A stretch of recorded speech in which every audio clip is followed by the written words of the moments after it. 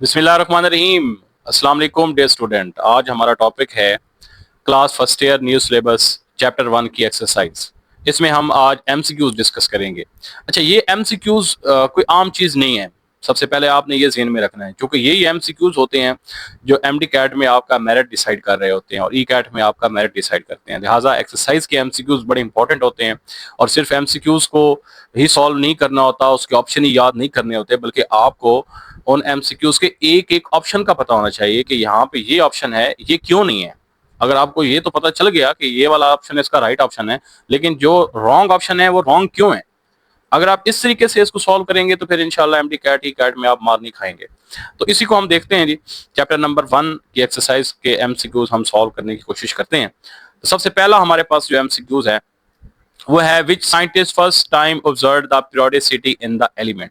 यानी वो कौन सा साइंटिस्ट था, वो कौन सा केमिस्ट था जिसने सबसे पहले पीरियोडिसिटी को ऑब्जर्व किया था। तो देखें जी, जो एलिमेंट, जो पर्सन जिसने सबसे पहले पीरियोडिसिटी को डिस्कवर किया था या डिस्कस किया था, उसका नाम क्या है। तो उसका नाम है जी न्यूलैंड्स।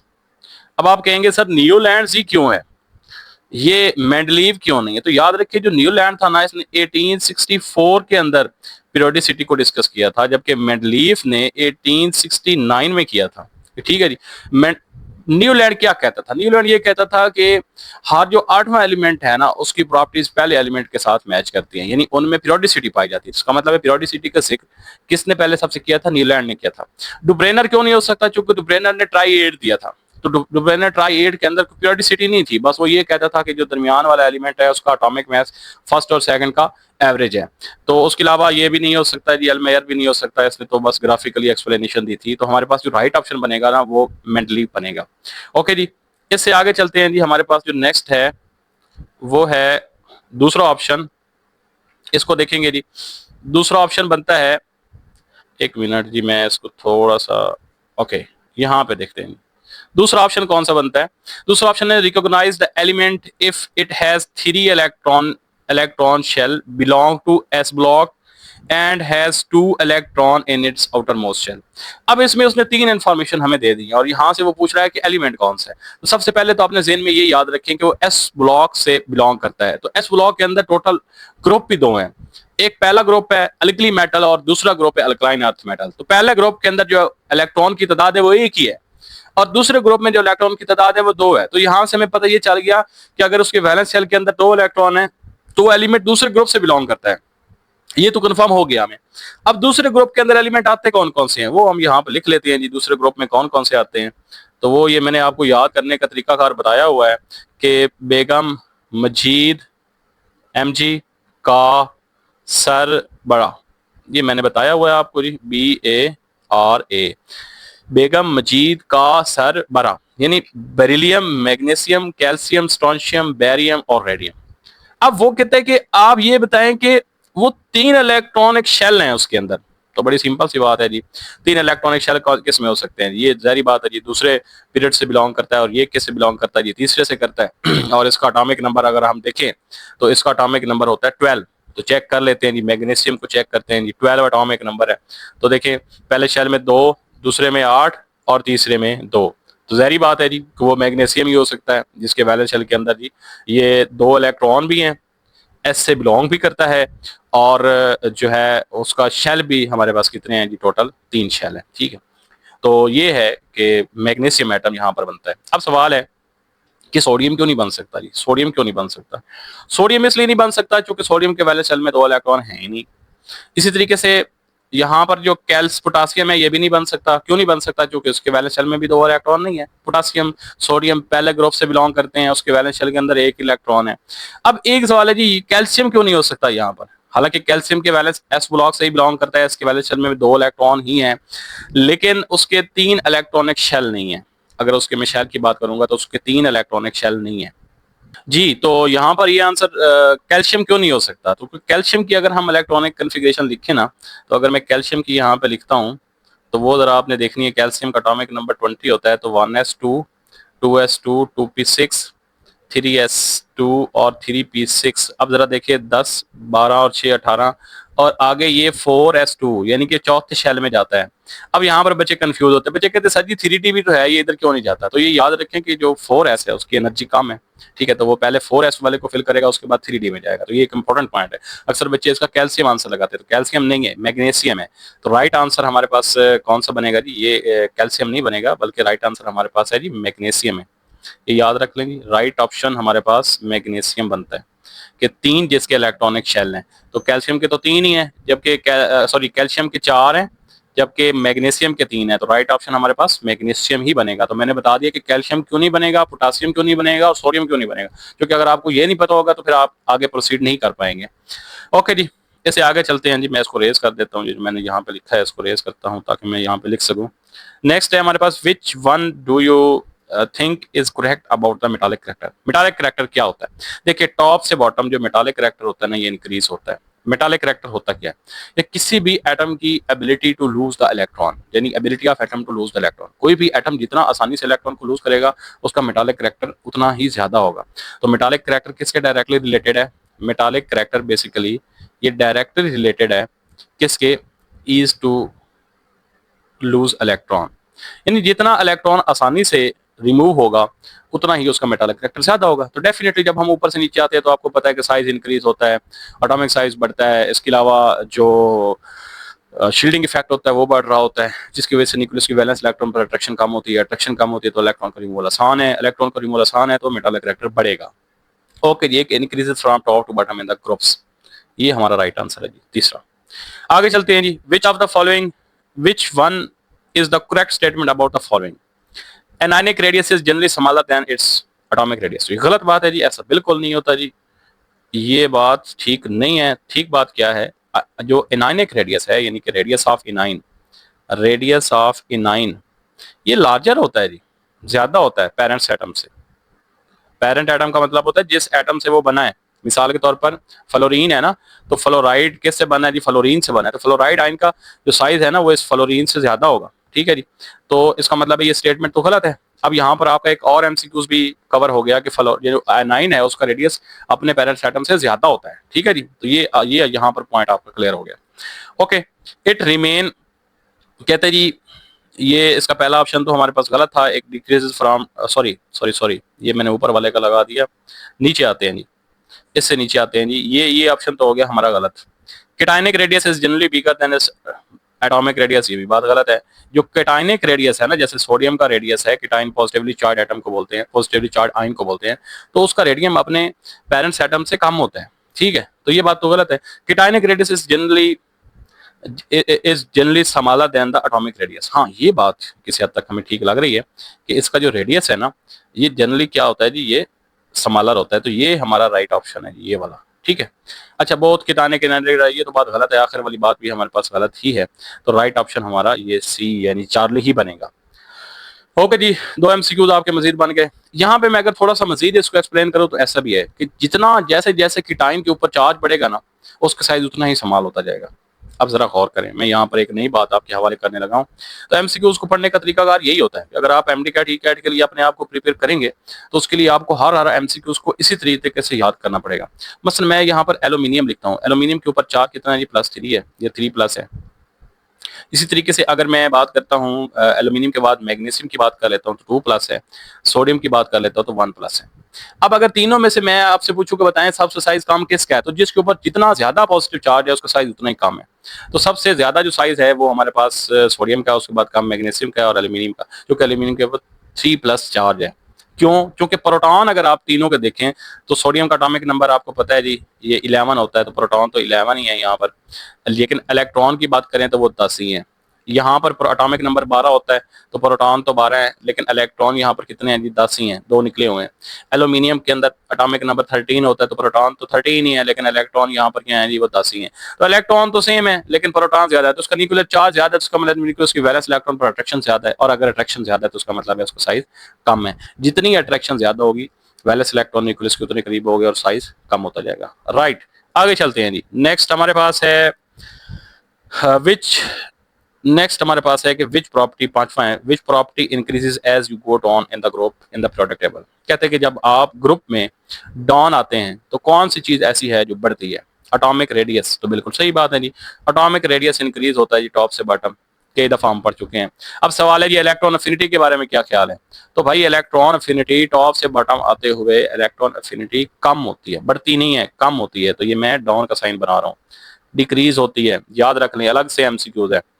इलेक्ट्रोनेगेटिविटी टॉप से बॉटम इन, ये भी डिक्रीज होती है, आयोनाइजेशन एनर्जी भी डिक्रीज होती है। तो यहाँ पर आप ये एमसीक्यूज याद रख सकते हैं कि टॉप से बॉटम तीनों चीजें, इलेक्ट्रॉन अफिनिटी, आयोनाइजेशन एनर्जी और इलेक्ट्रोनेगेटिविटी, ये तीनों क्या होती हैं? ये डिक्रीज होती है। ग्रुप के अंदर डिक्रीज हो रही है, कम हो रही है, एक ही चीज बढ़ रही है और वो कौन है? वो एटॉमिक रेडियस। ओके जी, आगे चलते हैं। अगला हमारा सवाल है जी कि which set of the following condition result in the higher ionization energy। कहता है कौन सी ऐसी कंडीशन है जिसमें हायर आयोनाइजेशन एनर्जी होगी? तो पहली कंडीशन देखते हैं जी, smaller atom and greater nuclear charge. बिल्कुल यही राइट ऑप्शन है जी। जितना एटम स्मॉल होगा, एटम का साइज छोटा होगा, तो जहरी बात है एटम का साइज छोटा है तो न्यूक्लियस और वैलेंस इलेक्ट्रॉन के दरमियान जो फासला है वो कम है। अगर फासला कम है तो न्यूक्लियस की वैलेंस इलेक्ट्रॉन पर अट्रैक्शन स्ट्रॉन्ग है, और अगर अट्रैक्शन स्ट्रॉन्ग है तो उसका मतलब है वहां से इलेक्ट्रॉन को रिमूव करना उतना ही मुश्किल है। ठीक है, मुश्किल हो गया। आगे चलते हैं।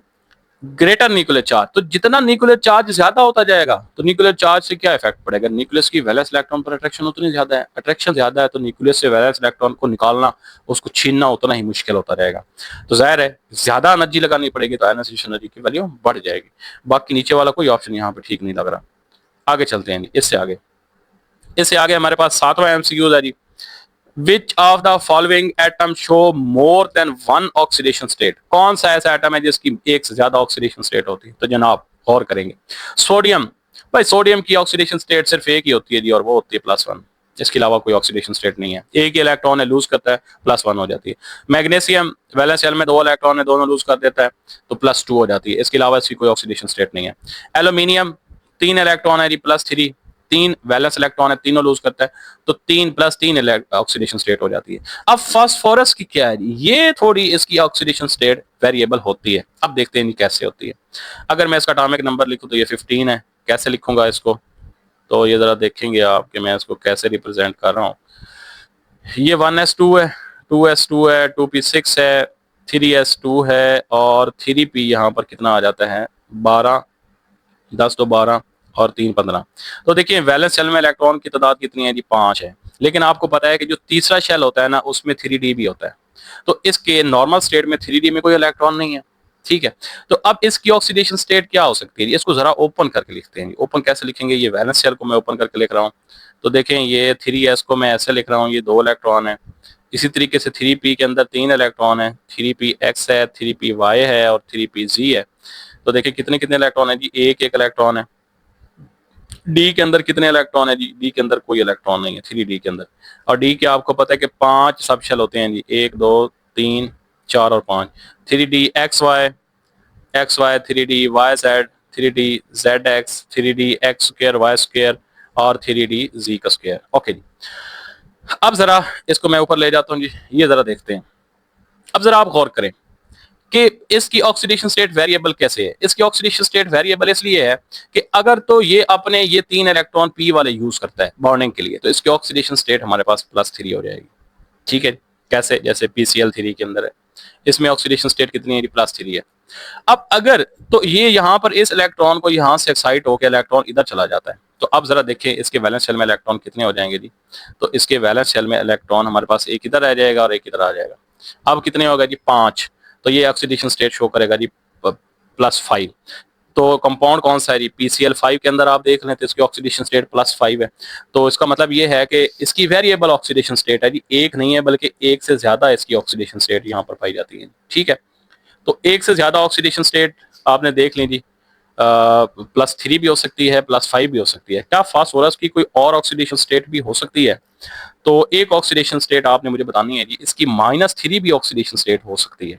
अब -3 कब होगी? ये उस वक्त होगी कि जब फास्फोरस से लेस इलेक्ट्रोनेगेटिव एटम कोई इसके साथ अटैच है, तो फिर ये -3 हो जाएगी। क्योंकि यहाँ पर क्लोरीन की इलेक्ट्रोनेगेटिविटी जो है ये फास्फोरस से ज्यादा है, तो इसलिए इस पर पॉजिटिव चार्ज आ गया और क्लोरीन पर नेगेटिव चार्ज। अब कोई ऐसा एटम जिसकी इलेक्ट्रोनेगेटिविटी फास्फोरस से कम है, ठीक है, तो वो क्या करेगा, तो वो जो इलेक्ट्रॉन है वो उस पर चार्ज आ जाएगा +3 और फास्फोरस पर चार्ज आ जाएगा -3, यानी विद लेस इलेक्ट्रोनेगेटिव एटम। यानी कि कब होगी, with when less electronegative atom, when less electronegative atom is attached with phosphorus, ठीक है जी। तो ये -3, तो इसकी वेरिएबल ऑक्सीडेशन स्टेट है जी। अब आप यहाँ पर सवाल कर सकते हैं कि सर आपने यहाँ पे तो बता दिया, तो क्या ये सोडियम, एल्यूमिनियम, मैग्नीशियम इनकी ऐसे नहीं हो सकती? तो भाई इनकी ऐसे नहीं हो सकती, इनकी आगे चलते हैं जी, इससे आगे चलते हैं। इससे आगे हमारे पास जो है नेक्स्ट एमसीक्यूज पे हम आएंगे, और नेक्स्ट हमारे पास एमसीक्यूज कौन सा बनेगा, वो 8वां है जी। 8वें एमसीक्यूज पे आते हैं जी। 8वां एमसीक्यूज है कि which is the correct general trend in the variation of the electron affinity in the group। Electron affinity की बात कर रहा है जी कि ग्रुप के अंदर उसका क्या ट्रेंड है। तो देखिए इलेक्ट्रॉन अफिनिटी की वैल्यू जो होती है ना वो बेसिकली नेगेटिव होती है, नेगेटिव होती है, ठीक है। तो ये आपने ये नहीं समझना कि नेगेटिव में जो वैल्यू बड़ी होती है वो जो है ना वो उतनी छोटी होती है, तो ये बात आपने ज़हन में नहीं रखनी है। इलेक्ट्रॉन अफिनिटी के नेगेटिव होने का मतलब ये है कि electron affinity energy released when an electron is added to the valence shell of the gaseous isolated atom, कि जब आप किसी गैसियस आइसोलेटेड एटम के अंदर आप इलेक्ट्रॉन को ऐड करते हैं तो वहां से जो एनर्जी निकलती है उसको हम बोलते हैं इलेक्ट्रॉन अफिनिटी। और ये भी याद रखें कि पहली इलेक्ट्रॉन अफिनिटी नेगेटिव होती है, जबकि दूसरी, तीसरी, चौथी, ठीक है, ये क्या होंगी, पॉजिटिव होंगी। दूसरी, तीसरी, चौथी प्लस जितनी भी होगी वो सारी पॉजिटिव होगी, लेकिन जो पहली है वो नेगेटिव होगी। ये एक अलग से एमसीक्यूज यहाँ पर आप नोट कर सकते हैं। यही मैं आपको बता रहा था कि जब आप इस तरह से एमसीक्यूज को पढ़ेंगे तो फिर आपके लिए कोई मुश्किल नहीं होगी। अब कहते हैं जी it become less negative from top से बॉटम। जारी बात है जी, जब एनर्जी कम होगी यानी कि टॉप से बॉटम इसकी वैल्यू क्या होती है, डिक्रीज होती है, ये आपने पढ़ा है। तो डिक्रीज कैसे होगी, मसलन मिसाल के तौर पर पहले है जी 1000, अब -800 हो जाएगी, अब -500, मैं एग्जांपल दे रहा हूँ, -100 हो जाएगी।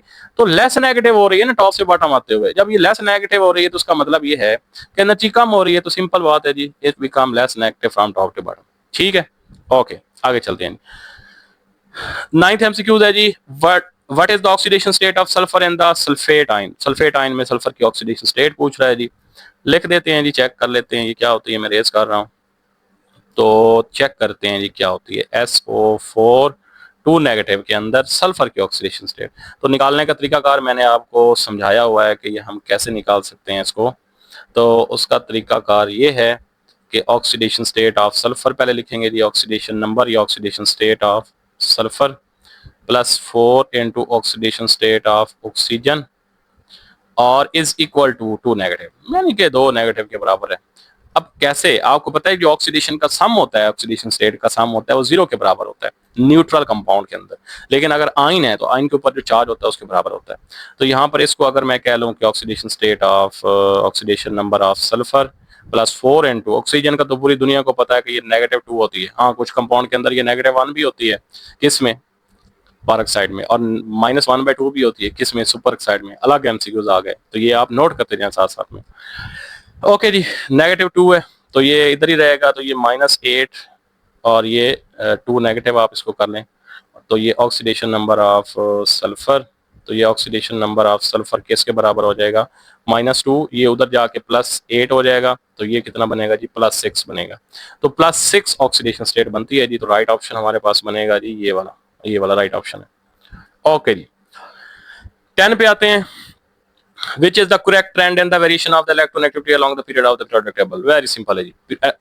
पीरियड यानी इलेक्ट्रोनेगेटिविटी का ट्रेंड क्या है जब हम पीरियड के अंदर आते हैं। अब आप सबको पता है जी पीरियड लेफ्ट से राइट होते हैं, और राइट साइड पर, अब आपको याद रखने के लिए बता रहा हूँ जी, राइट साइड पर आपको पता है कि मोस्ट इलेक्ट्रोनेगेटिव एटम यहाँ पर पड़ा है जी, इधर इस साइड पर, ये इधर, ये 7वें के अंदर, 8वें के अंदर तो नोबल गैसेज है ना, यहाँ पर पड़ा है फ्लोरीन, जिसकी इलेक्ट्रोनेगेटिविटी मैक्सिमम होती है, और वो कौन है, फ्लोरीन है।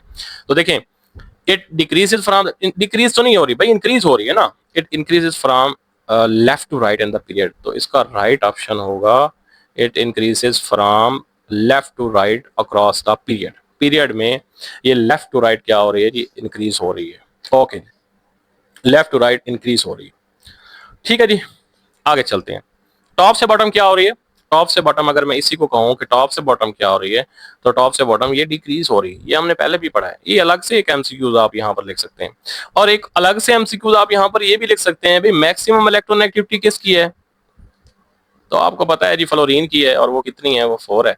और मिनिमम इलेक्ट्रोनेगेटिविटी किसकी है, हाँ ये पता नहीं होगा। मिनिमम इलेक्ट्रोनेगेटिविटी सीजियम की है जी।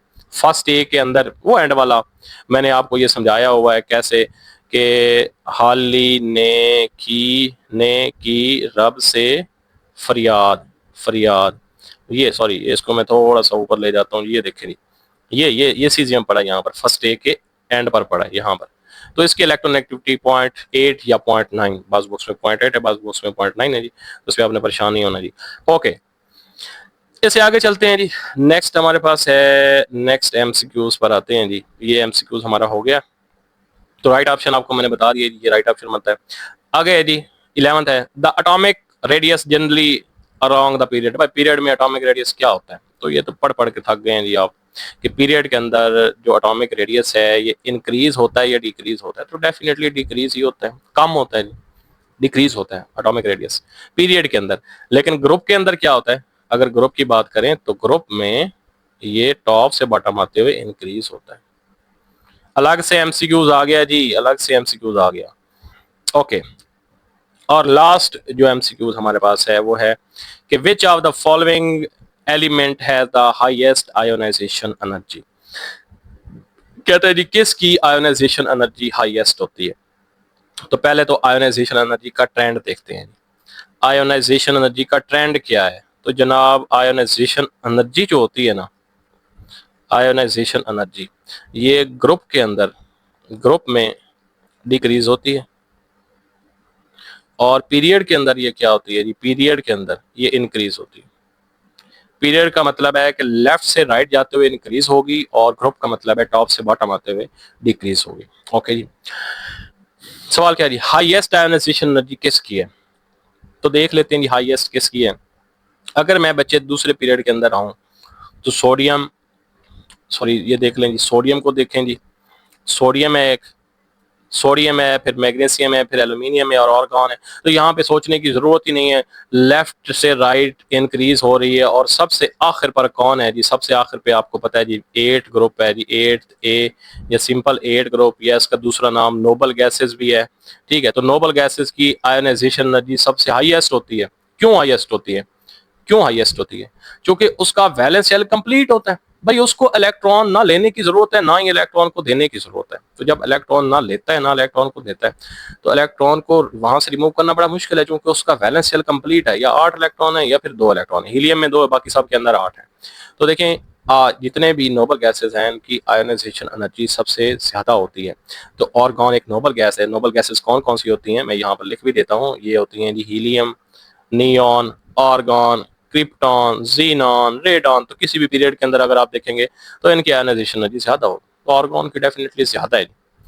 ठीक हो गया जी, ये हमारा था जी आज का लेक्चर। तो अगर आपको पसंद आया तो आप अपने दोस्तों के साथ शेयर भी कर सकते हैं। और एमसीक्यूज को पढ़ने का ये बेहतरीन तरीका होता है। ये कोई तरीका नहीं कि आप एमसीक्यूज का रट्टा लगाएं। अगर आप एमसीक्यूज का रट्टा लगा के एक ऑप्शन को याद कर भी लेते हैं, तो एमसीक्यूज जब आप इम्तिहान में बैठेंगे तो एमसीक्यूज को बदल देगा। आप क्या करेंगे, आपका रट्टा तो वहीं पे खत्म हो जाएगा। लेकिन जब आप कॉन्सेप्ट से पढ़ेंगे, एक एक ऑप्शन को डिस्कस करेंगे, तो तब आपके लिए जो है वो आसानी होगी, और आप आसानी से जो है वो चीज़ों को, और कोई भी कम्पिटिटिव एग्जाम होता है उसमें एमसीक्यूज ही आती हैं, तो एमसीक्यूज को आप ग्रैब कर सकेंगे। अल्लाह